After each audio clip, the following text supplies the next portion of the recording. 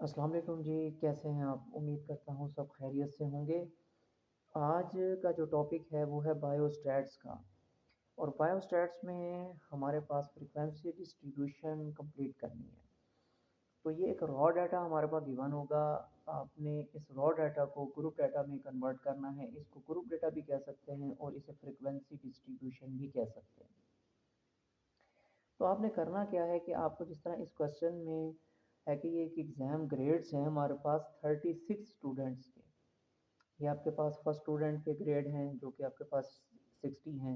इसी तरह 95 हैं, 75 हैं, 84 हैं, 85 हैं और 74, 81 इस तरह करके हमारे पास ये ग्रेड्स दिए गए हैं किसी भी 36 स्टूडेंट्स के। तो ये एक रॉ डाटा है हमारे पास। इस रॉ डाटा को हमने फ्रीक्वेंसी डिस्ट्रीब्यूशन में कन्वर्ट करना है या हमने उसकी फ्रीक्वेंसी डिस्ट्रीब्यूशन बनानी है। तो जब भी कभी आपको इस टाइप का डाटा आए, क्वेश्चन आता है, तो आपने फर्स्ट ऑफ ऑल ये देखना है कि इसकी टोटल क्लासेस कितनी है। अब इस क्वेश्चन में क्लियरली मेंशन है कि आपने इन 36 ऑब्जर्वेशन को 9 क्लासेस में अरेंज करना है और जो क्लास की रेंज होगी ना वो 56 से लेकर 100 तक होगी। यानी कि जो फर्स्ट क्लास होगी उसकी लोअर लिमिट हमारे पास 56 होनी चाहिए और जो हमारे पास लास्ट क्लास है उसकी जो अपर क्लास है वो अपर क्लास लिमिट जो है वो हमारे पास 100 होनी चाहिए। तो सबसे पहले जब भी कभी आपको इस तरह का क्वेश्चन आता है तो आपने पहले तो क्लास इंटरवल देखना है और दूसरा आपने टोटल क्लासेस देखनी है। क्वेश्चन में कभी आपको क्लास इंटरवल मेंशन होता है और कभी टोटल क्लासेस मेंशन होती है।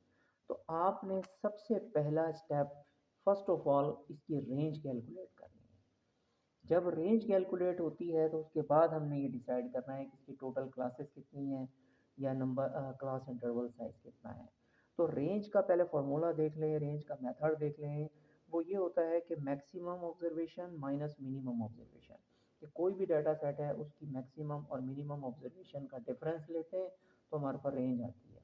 अब इस डाटा की जो मैक्सिमम ऑब्जर्वेशन है वो हमारे पास 99 है और जो मिनिमम ऑब्जर्वेशन है वो हमारे पास 58 है। तो आपके पास रेंज जो कैलकुलेट होकर आती है ना वो 99 माइनस 58, तो ये आपके पास 41 आती है। अब इस क्वेश्चन में हमें क्लास इंटरवल नहीं दिया हुआ, हमें इसका क्लास इंटरवल खुद से कैलकुलेट करना है। तो क्लास इंटरवल कैलकुलेट करने के लिए हमारे पास एक रूल याद रख लें कि रेंज को आपने टोटल क्लासेस पे डिवाइड करना है।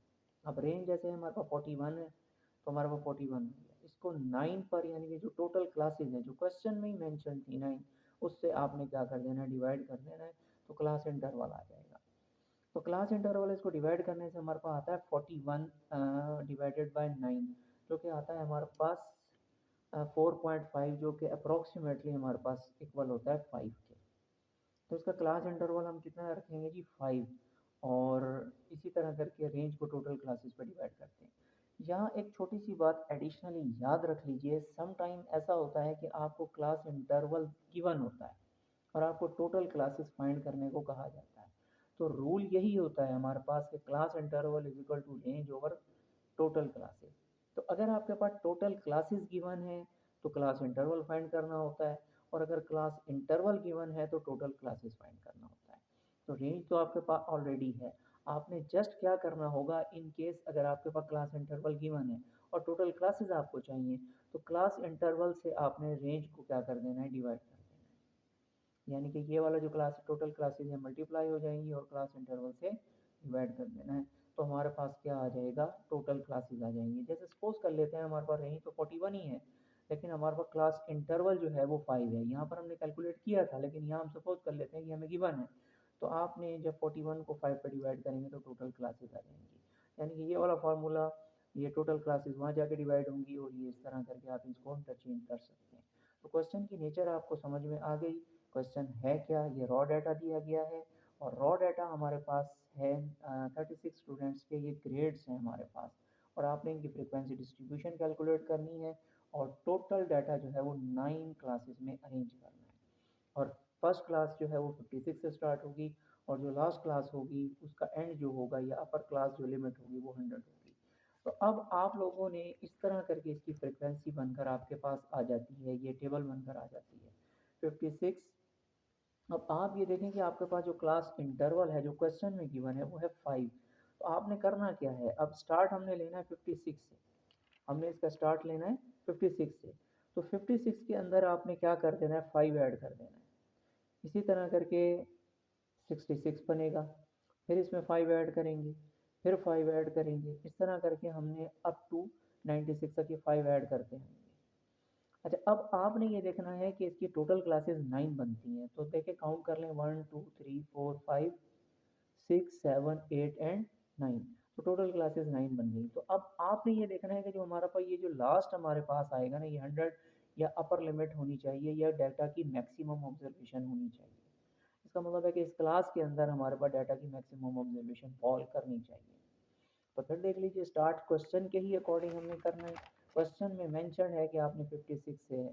अच्छा, अगर आपको ये मेंशन नहीं होता तो फिर आपने अपने जो है ना मिनिमम ऑब्जर्वेशन से स्टार्ट करना है।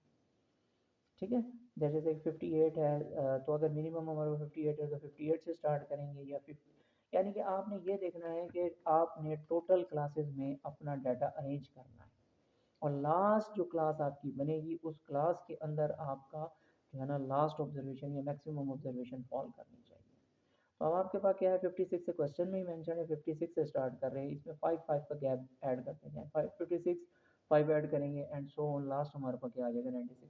अब ये वाली जो हमारे पास अपर लिमिट्स आती हैं ना, इनको क्या करना है, जैसे 61 है तो अपने एक वैल्यू कम करके राइट कर लेनी है। जैसे 61 है तो 60 है, 66 है तो इससे पहले यानी कि प्रीसीडिंग ऑब्जर्वेशन जो होगी 65 होगी, 71 70, 76 75, 81 से 81 80 आ गया, इसी तरह 86 टू 85 आ गया, 91 टू 90, 96 टू 95। अब इसमें 5 का गैप करना है हमने, क्योंकि जो सेम गैप यहाँ आ रहा है वही गैप यहाँ आना चाहिए, तो इसका गैप जो आता है वो हमारे पास क्या आ जाता है, 5 आ जाता है। अब फ्रीक्वेंसी डिस्ट्रीब्यूशन जब ये हमारे पास क्लासेस बन गई हैं, तो अब नेक्स्ट स्टेप में हमने लगाना है टैली।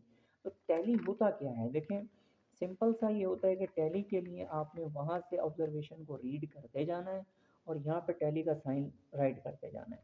देखिए जैसे फर्स्ट ऑब्जर्वेशन है हमारे पास 60, तो इसका एक टैली का साइन लगाएंगे, तो ये किस क्लास में आएगा, 60 इस क्लास में आ रहा है हमारे पास, क्योंकि ये क्लास 56 से स्टार्ट हो रही है और 60 तक है, तो इसमें टैली का एक साइन लगा देंगे। इसी तरह करके जो हमारे पास नेक्स्ट ऑब्जर्वेशन है वो है 95, और 95 किस उसमें फॉल कर रहा है, इसमें, तो यहाँ पर एक टैली का साइन आ जाएगा। इसी तरह करके हमारे पास 75 है, 75 किस क्लास में फॉल कर रहा है, इसमें आ रहा है। 84 किस में आ रहा है, इसमें आ रहा है, एक टैली का साइन। तो इसी तरह वहाँ से रीड करते जाएंगे और टैली के साइन हम राइट करते जाएंगे। याद रखिएगा कि जब हमारे पास याद रखिएगा कि जब हमारे पास टैल याद रखिएगा जब हमारे पास टैली के साइन 5 हो जाएं, तो आपने करना क्या है, ऐसे 4 होंगे और जब 5 हो जाएंगे तो आपने इसको क्रॉस कर देना है। यानी कि सपोज करते हैं कि 5 है तो 6 अगर आपने करना है तो इसी से आगे 7 8 9 और फिर 10 होंगे तो फिर एक क्रॉस कर देना है। तो ये 5 5 के पेयर्स बनेंगे हमारे पास। तो इस तरह मैंने एक फ्रिक्वेंसी डिस्ट्रीब्यूशन इसी की कंप्लीट करके रखी हुई है, आप इसको देख सकते हैं। देखें इसमें मैंने किया है कि यही हमारे पास वहाँ से रीड करता गया और ये फ्रिक्वेंसीज वहाँ से मैं रीड करता गया और ये टैली के साइन में राइट करता गया। अब जब टैली के साइन आ जाते हैं तो नेक्स्ट स्टेप आपने करनी होती है फ्रीक्वेंसी। फ्रीक्वेंसी को ये याद रख लीजिएगा कि what is a frequency. Frequency is a repetition of value, कि एक डाटा के अंदर वो वैल्यू कितने टाइम रिपीट हुई है। तो आपने सिंपली क्या करना है, जो ये जो टैली के साइन है ना, इनको काउंट करके नंबर्स में चेंज कर दें। जैसे 2 है तो 2, 1 है 1, 2 टाइम आया हुआ है तो 2, इसी तरह ये 5 एंड 1 6 होता है तो 6 आ गया, इसी तरह करके 4 8 4 3 6, ये हमारे पास फ्रीक्वेंसीज आ जाती हैं। ये जो 3 कॉलम्स आपके पास बने हैं, that is a frequency distribution. यही हमारी फ्रीक्वेंसी डिस्ट्रीब्यूशन है और यही हमारे क्वेश्चन की रिक्वायरमेंट थी। इसमें फर्दर एक स्टेप आता है जो क्वेश्चन में ही मेंशन है कि आपने इसकी रिलेटिव फ्रीक्वेंसी भी फाइंड करनी होती है। तो रिलेटिव फ्रीक्वेंसी की डेफिनेशन ये होती है कि frequency divided by total frequency. किसी भी क्लास की रिलेटिव फ्रीक्वेंसी उसकी टोटल फ्रीक्वेंसी से डिवाइड करके हासिल होगी। यानी कि आपके पास 2 है, इसको 36 से डिवाइड करेंगे तो इसकी रिलेटिव फ्रीक्वेंसी आ जाएगी। मैंने यहाँ अपना कैलकुलेटर 2 डिजिट तक फिक्स कर रखा है, आप अपने हिसाब से देख लीजिएगा कि 3 करना है 4 करना है, जिस तरह भी हो। तो आपने इसकी फ्रीक्वेंसी रिलेटिव फ्रीक्वेंसी लेनी है, तो 1 को 3 36 पे डिवाइड करेंगे 0.03 आएगा, 2 को 36 पे डिवाइड करेंगे, इस तरह करके हमारे पास ये रिलेटिव फ्रीक्वेंसी का कॉलम आ जाता है। तो ये एक एडिशनल पार्ट होगा। अगर आपको जस्ट फ्रीक्वेंसी डिस्ट्रीब्यूशन का कहा जाता है तो वो इतने ही 3 कॉलम्स तक होगा। याद रखिएगा जो रिलेटिव फ्रीक्वेंसी होती है उसका जो सम होता है वो हमेशा 1 आएगा। याद रख लीजिएगा, इसका टोटल करेंगे इन फ्रीक्वेंसीज का, रिलेटिव फ्रीक्वेंसीज का, तो इसका सम हमेशा 1 आता है। इसके बाद क्वेश्चन की एक और रिक्वायरमेंट थी, एक और पार्ट था, वो ये कहते थे कि जी आप इनका क्यूमुलेटिव फ्रीक्वेंसी कैलकुलेट करके दिखाएं। तो क्यूमुलेटिव फ्रीक्वेंसी बनाना सिंपल होता है। क्यूमुलेट का लफ्ज़ी मतलब होता है ऐड करना। आपने करना क्या होता है कि आपने हर फ्रीक्वेंसी को उसकी प्रीसीडिंग फ्रीक्वेंसी के साथ ऐड करते जाना है, तो क्यूमुलेटिव फ्रीक्वेंसी का कॉलम बन जाता है। फर्स्टली आपने करना है कि फर्स्ट की जो फ्रीक्वेंसी है वो एज इट इज़ ही रहेगी। सेकंड के लिए आपने क्या करना है कि इन दोनों फ्रीक्वेंसीज को ऐड कर देना है, यानी 2+1 ये इसकी क्यूमुलेटिव फ्रीक्वेंसी होगी। फिर ये 3 जो है वो इसके साथ ऐड होगा, 3+2 जो होगा 5, फिर 5+6 11 एंड सो ऑन। आप इसी तरह 15+8 जो होगा वो 23, 23 ऊपर 4 5, इस तरह करके आप सारी फ्रीक्वेंसीज को ऐड करते जाओगे। तो जब आप इन फ्रीक्वेंसीज को ऐड करोगे तो आप देखोगे कि लास्ट जो हमारे पास आया हुआ है वो 36 आएगा, और यहाँ भी 36 होगा टोटल फ्रीक्वेंसी, और जो लास्ट होगा वो भी हमारे पास यही होगा। तो आज का टॉपिक जो था वो क्वेश्चन का एक फर्स्ट पार्ट था जो हमने कंप्लीट किया। उसमें आपके पास एक रॉ डाटा था, एक अनग्रुप डेटा था। आपने इस डाटा का फ्रीक्वेंसी डिस्ट्रीब्यूशन बनाया, और फिर उसके बाद आप लोगों ने रिलेटिव फ्रीक्वेंसी और क्यूमुलेटिव फ्रीक्वेंसी को भी कवर कर लिया। नेक्स्ट में आप लोगों को ये बनाना सिखाऊंगा कि आप लोगों ने इसकी क्लास मिड पॉइंट कैसे कैलकुलेट करने हैं, क्लास बाउंड्रीज कैलकुलेट कैसे करनी है। कुछ इस क्वेश्चन में ना हिस्टोग्राम भी पूछा गया हुआ है, और स्टेम एंड लीफ प्लॉट भी है। तो इंशाल्लाह नेक्स्ट वीडियो में हम वो कवर करेंगे। आज के लिए बस इतना ही, मिलेंगे इंशाल्लाह नेक्स्ट वीडियो में। अपना बहुत सा ख्याल रखिएगा। अल्लाह हाफिज़।